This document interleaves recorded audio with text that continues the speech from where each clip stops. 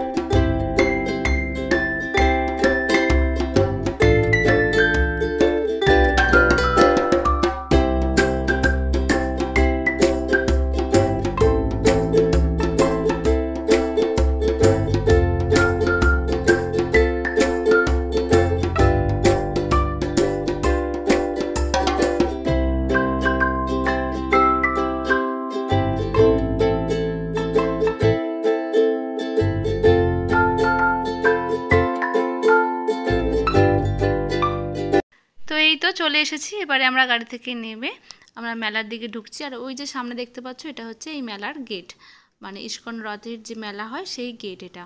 আর এই ইস্কন রথে কিন্তু প্রতি বছর মায়াপুর থেকে কিন্তু এই রথ আসে, আর এরকম থাকে 7-9 দিন মতন থাকে, এবং উল্টো রথের দিন এরা আবার ফিরে যায়, মেলা শেষ হয়ে যায়। আর এখানে টুকিটাকি অনেক কিছু বিক্রি হয়, যেরকম ওদেরই সংক্রান্তই বই থেকে শুরু করে তুলসী মালা, যারা জপের মালা, আরও বিভিন্ন রকম ভোগ এখানে বিক্রি হয়। তাছাড়া খিচুড়ি ভোগ এখানে কিন্তু বিনামূল্যে পাওয়াও যায়। তো সব রকম রয়েছে, এটা কিন্তু পুরোটাই পুজো ওরিয়েন্টেড, মানে পুজোর জিনিসপত্র, তুমি চন্দন কাঠ পাবে, তুলসীর মালা পাবে এরকম, তারপরে গীতা পাবে। অনেকেই এখানে আমরা ঢুকতে না ঢুকতেই গীতা কেনার জন্য আমাদেরকে আর কি বলছে।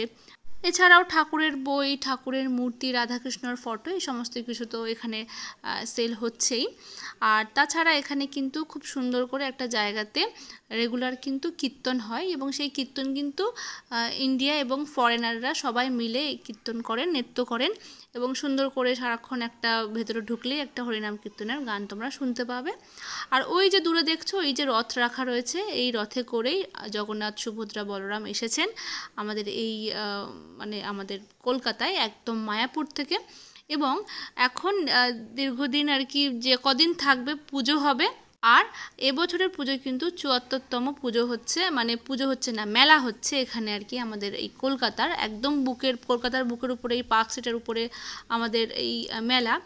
আর এবছরের যে প্যান্ডেলটা করা হয়েছে, এটা হচ্ছে পুরীর মন্দিরের আদলে করা হয়েছে, খুব সুন্দর করে সাজানো, এবং এর ভেতরে কিন্তু জগন্নাথ, সুভদ্রা, বলরামের মূর্তি।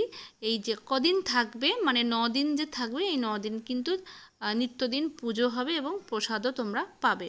তো চলো ভেতরে যাওয়া যাক, এবং সুন্দর মন্দিরটা কিন্তু তোমাদেরকে দর্শন করাবো।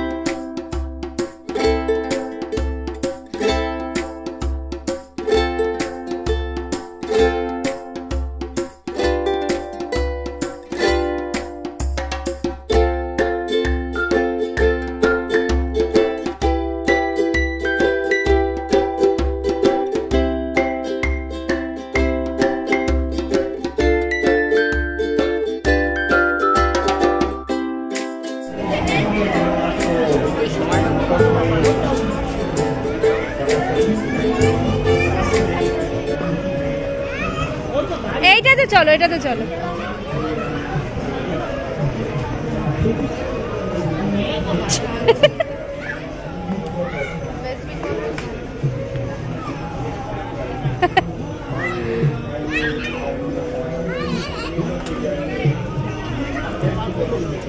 ধরো, ভালো করে ধরো।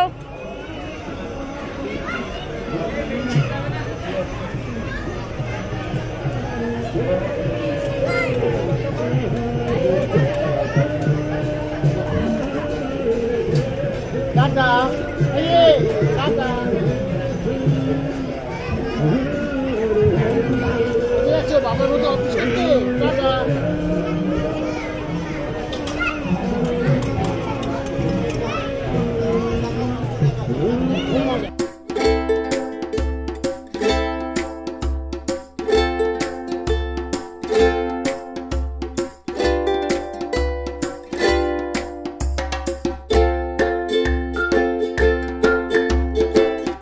মহাপ্রভুর সঙ্গে প্রতিদিন ওনাদের সংকীর্তন করতেন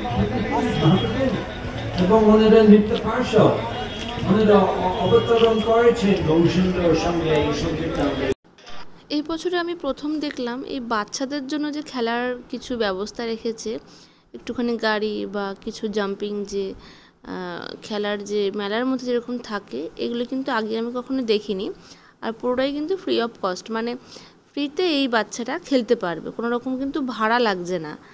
তারপরে একটু এগিয়ে দেখলাম গীতার সম্বন্ধে জ্ঞান দিচ্ছেন এবং গীতা সবাইকে বোঝাচ্ছেন, সেটাও ফ্রিতে। আর এখন আমরা যেখানে এসেছি সেটা হচ্ছে খিচুড়ির যেখানে দেওয়া হয় বিনামূল্যে, যেটা আর কি দেওয়া হয় ফ্রিতে। তো সেই খিচুড়ি লাইনে আমরা একটু এসেছি, এখানে একটু খিচুড়ি খাবো, তারপরে বাড়ির দিকে যাব। এত বছর মেলায় এসেছি, কখনোই কিন্তু বাচ্চাদের জন্য যে খেলার কিছু ব্যবস্থা রেখেছে এটা কিন্তু আমি আগে কখনো দেখিনি, এবছরে প্রথম, এবং পুরোটাই ফ্রিতে। বেশ আমার ভালো লাগলো। যাই হোক, তো আমাদের একটু খিচুড়ি খেলাম সবাই মিলে। খাওয়ার পরে এবারে আমরা গাড়ির দিকে একটু এগোবো, কারণ এবারে বাড়িতে যাব। তার আগে একটু দেখাই, এই একদম কাছে চলে এসেছি যেখানে এই রথগুলো রাখা আছে, বেশ সুন্দর লাগছে। আর একটু দূরে দেখাচ্ছি একদম মাঠের মাঝখানে বেশ কিছু ফরেনাররা এখানে হরিনাম কীর্তন করছে, নৃত্য করছে। আমাদের নাম কীর্তনে মহা মন্ত্রতে, মানে হরিনাম কীর্তন হচ্ছে তো আমাদের মহামন্ত্র, তো সেই মহামন্ত্রে কিন্তু এরা নৃত্য করছে। তো এই ছিল ইস্কন রথের মেলার কিছু মুহূর্ত তোমাদের সাথে শেয়ার করলাম। আর এখানে আর বিশেষ কিছু নেই। তো এবারে আস্তে আস্তে আমরা বাড়ির দিকে যাওয়ার উদ্দেশ্যে রওনা দিলাম। তো একদম রাস্তাতেই দেখলাম একটা গোশালাও রয়েছে, সেটাও একটু দেখালাম, আর আমার ছানাকে একটু দেখালাম। তো চলো এবারে বাড়ি যাব। আর আমরা অনেকক্ষণ আগেই আর কি মেলাটা ঘোরা হয়ে গেছে, এখন হয়তো 7:30 বাজে। আর অনেক তাড়াতাড়ি আমাদের মেলা ঘোরা হয়ে গেছিলো বলে আমি জিজ্ঞেস করেছিলাম সবাইকে যে আর কোথাও যাবে কি না, কিন্তু কেউই আর কোথাও রাজি হলো না। যাই হোক, তো বাড়ির দিকেই যাচ্ছি। আসলে হয়েছে কি, বৃষ্টি তো পড়ছে না, কিন্তু বৃষ্টি সকাল থেকে হয়েছে, প্রচণ্ড গরম, এতটাই গরম হচ্ছে যে এতটাই সোয়েটিং হচ্ছে যে আর কারোরই আর ভালো লাগছে না। তো চলো, আর এসিতে বসলে মানে গাড়িতে বসলেই মনে হচ্ছে একটু শান্তি পাচ্ছি। তো এই ছিল আজকের ভিডিও। তোমাদের কেমন লাগলো অবশ্যই কমেন্টে জানিও। ভালো লাগলে একটা লাইক করো। যারা আমার নতুন বন্ধুরা দেখছো তারা কিন্তু সাবস্ক্রাইব করতে ভুলো না। সাবস্ক্রাইবের পাশে থাকা বেল আইকনটা ক্লিক করে রেখো, যখনই আমি নতুন নতুন ভিডিও আপলোড করব সবার আগে কিন্তু তোমাদের ফোনে নোটিফিকেশন চলে যাবে। তো চলো, এই ছিল আজকের ভিডিও। টাটা, দেখা হচ্ছে পরের ভিডিওতে।